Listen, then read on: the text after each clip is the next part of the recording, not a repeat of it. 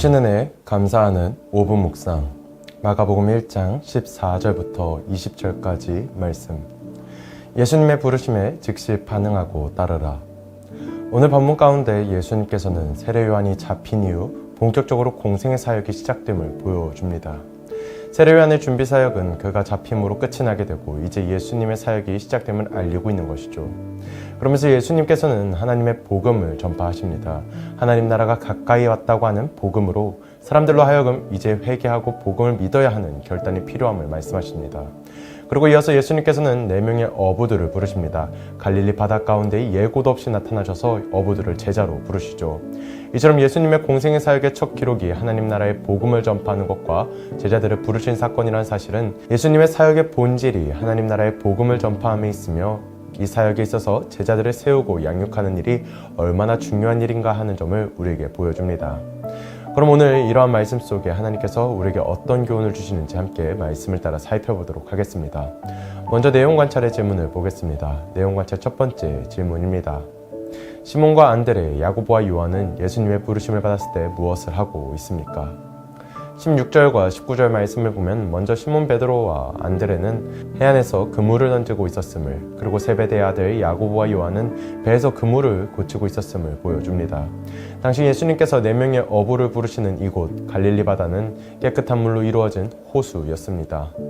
위쪽에 요단강으로부터 흘러들어오는 신선한 물로 많은 물고기가 있어서 사람들의 생계를 책임지는 터전이었습니다. 그렇게 이렇게 고기를 잡기 위해 그물을 던지고 그물을 준비하고 있는 모습을 볼 수 있습니다. 두 번째 질문입니다. 예수님의 부르심을 받은 사람들은 예수님을 따르기 위해 무엇을 버립니까? 18절과 20절을 보면 먼저 시몬 베드로와 안드레는 나를 따라오라는 예수님의 부르심에 자신들이 던지던 그물을 버리고 예수님을 따릅니다. 그리고 세베대 아들 야고보와 요한은 예수님의 부르심에 자신들이 손질하던 그물뿐만 아니라 자신들과 함께 있던 아버지와 사람들을 버려두고 예수님을 따라가기 시작합니다. 연구와 묵상입니다. 예수님께서는 왜 고기잡이로 분주한 사람들에게 나를 따라오라 라고 명령하십니까? 4명의 어부는 각자 자신의 일상을 사는 사람들이었습니다. 배를 타고 고기를 잡고 그물을 손질하고 바쁜 일상 가운데 해야 하는 일들이 매일같이 주어진 사람들이었습니다. 하지만 예수님께서는 그런 사람들에게 찾아와 말씀하십니다. 나를 따라오라고 말이죠. 이들이 직접 예수님을 찾은 것이 아니라 예수님께서 이들에게 찾아오십니다. 그리고 이렇게 예수님께서 찾아오실 때에 제자의 길이 시작됩니다. 하나님의 아들이신 예수님께서 직접 함께할 제자들, 동역자를 찾으실 때 그 장소는 회당이나 성전 같은 거룩한 장소가 아닌 배와 그물, 땀과 눈물의 노동이 있는 일터에서 이루어졌습니다. 이처럼 예수님께서는 언제 우리에게 찾아오실지, 어디서 우리에게 찾아오실지 우리는 모릅니다. 하지만 우리의 바쁜 일상과 분주한 삶 속에 언제든 예수님께서는 나를 따라오라 라고 말씀하십니다. 그 순간 우리는 4명의 어부처럼 나의 삶을 내려놓고 예수님의 부르심에 순종할 수 있는 제자가 되길 소망합니다. 느낀 점입니다. 자신의 일터에서 성실하게 살던 사람들이 예수님의 부르심에 그물과 가족까지 버려두고 곧 따르는 모습에서 무엇을 느낍니까? 먼저 말씀을 보며 우리는 주님의 참 제자가 되기 위해 버려야 할 것이 있다는 것을 기억하길 소망합니다. 앞서 보았던 18절과 20절 말씀을 보면 베드로와 안드레는 그물을 버려두고 예수님을 따랐습니다. 그리고 요한과 야고보는 그물과 배뿐만 아니라 아버지 세베대와 품꾼들을 버려두고 예수님을 따랐습니다. 그물과 배를 버렸다는 것은 자신들의 평생의 직업을 포기했다는 것을 말합니다. 주님의 제자가 되기 위해 자신의 생업을 버리는 것이죠. 그리고 심지어 아버지를 버렸다는 것은 당시 부모를 공경하는 것이 중요한 유대교적 관점에서 보면 신선모독적인 일이었을 것입니다.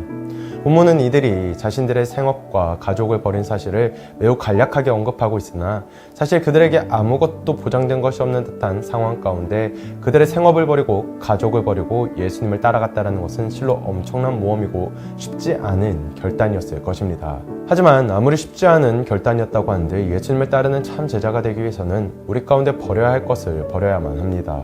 버려야 할 것을 버리지 못하고 내 손에 꼭 쥐고서는 결코 예수님의 참 제자가 되지 못할 것입니다.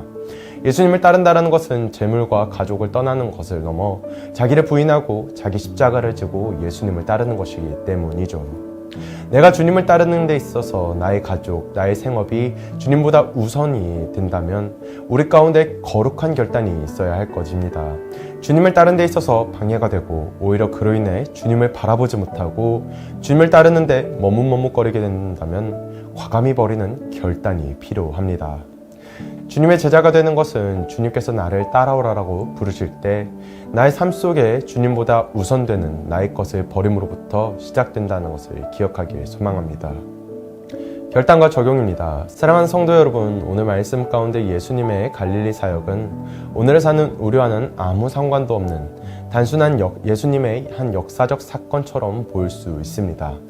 하지만 이것이 지나간 시대에 끝난 사건이 아닌 오늘 우리와도 상관이 있는 진행 중인 사건임을 기억하길 소망합니다. 이 사건의 중심에 계신 예수님에 대해 성경은 어제나 오늘이나 영원토록 동일하시다라고 증언합니다. 그러므로 오늘도 말씀같이 주님께서 제자들을 부르십니다. 나를 따라오라고. 바라기는 우리는 그 예수님께서 부르셨을 때 그 부르심에 나의 바쁜 삶 속에서 나의 것을 내려놓고 곧바로 말씀에 순종하며 나아갈 수 있기를 소망합니다. 마지막으로 저도 사람이다 보니 때로는 세상의 이 헛된 것에 썩어져 버릴 것에 때로는 욕심이 날 때가 있습니다. 그때 다시금 되뇌이는 말이 있는데요. 내 두 손에 붙잡고 있는 것을 내려놓는다는 것은 내가 가진 것을 포기하는 것이 아니라 내가 가지지 못했던 진정한 행복과 평안을 가지기 위해 손에 있는 쓸모없는 것들을 내려놓을 수 있는 것이다. 바라기는 내 손에 있는 쓸모없는 것에 연연해하지 말고 주님 따라 진정한 행복과 평안을 누리는 저와 여러분 그리고 우리 성문교회 되기를 간절히 소망합니다. 이 시간 함께 합심하여 기도하기를 소망합니다. 주님 부르심에 나의 것들을 내려놓고 따라가는 주님의 백성이 되게 하소서. 주님 말씀에 머뭇거리지 아니하고 즉각적으로 반응하며 순종하는 주님의 자녀가 되게 하소서. 주님께서 주시는 사명에 그 누구보다 앞장서는 거룩한 공동체가 되게 하소서.